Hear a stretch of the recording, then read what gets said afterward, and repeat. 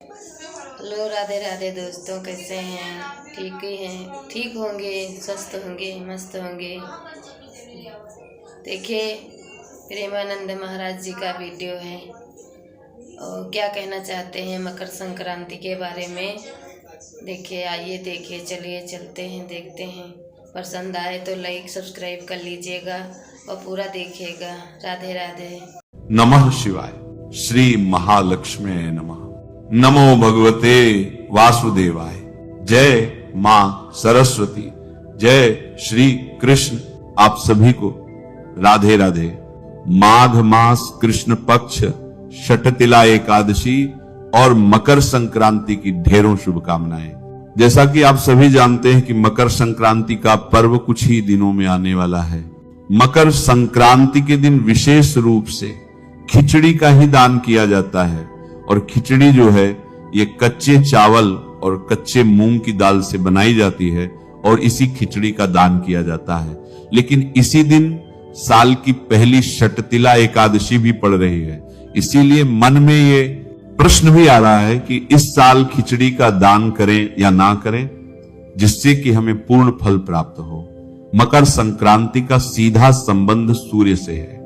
मकर संक्रांति उस दिन मनाई जाती है जिस दिन सूर्य देव धनु राशि से निकलकर मकर राशि में प्रवेश करते हैं। इसी को सूर्य का उत्तरायण होना भी कहा जाता है। इसे ध्यान से समझिए कि उत्तरायण का अर्थ केवल दिशा परिवर्तन नहीं है।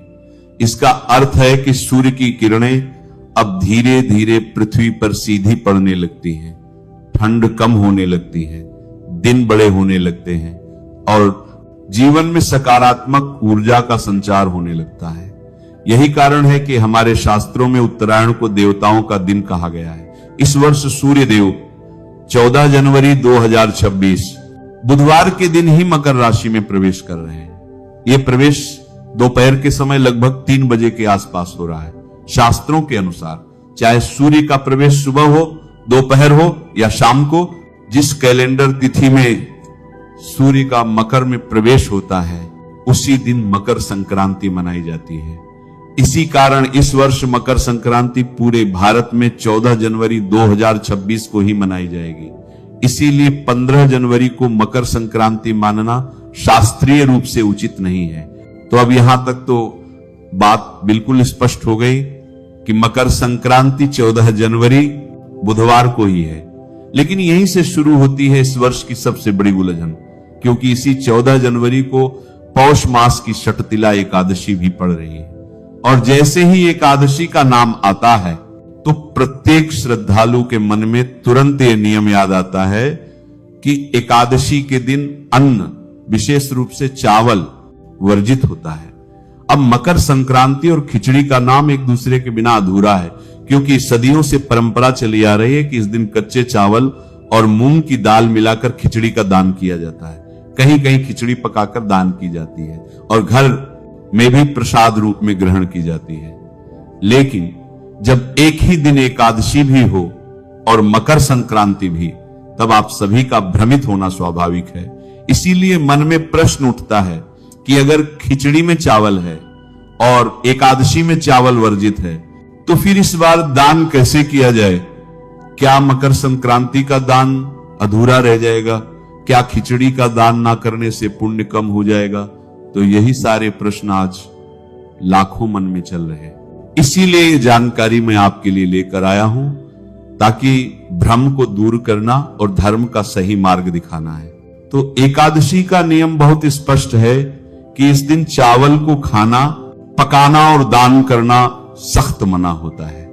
इसीलिए इस वर्ष 14 जनवरी को मकर संक्रांति होने के बावजूद खिचड़ी का दान उस दिन करना उचित नहीं माना जाएगा। अब यहीं पर बहुत लोग निराश हो जाते हैं।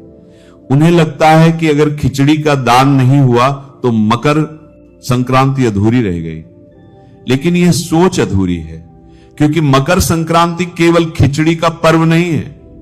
यह दान, पुण्य, सेवा और त्याग का पर्व है। और दान का वास्तविक भाव वस्तु में नहीं, भावना में छिपा होता है। तो षटतिला एकादशी को साधारण एकादशी होती है और इसका महत्व अन्य एकादशियों से भी अधिक माना गया है। शास्त्रों में बताया गया है कि इस एक तिल का दान, तिल का सेवन और तिल से संबंधित कार्य विशेष फल देने वाले माने गए हैं। इसीलिए अब जरा ध्यान से समझिए, एक और मकर संक्रांति जिसमें तिल और गुड़ का विशेष महत्व है, दूसरी ओर षटतिला एकादशी जिसमें तिल को मोक्षदायक बताया गया है।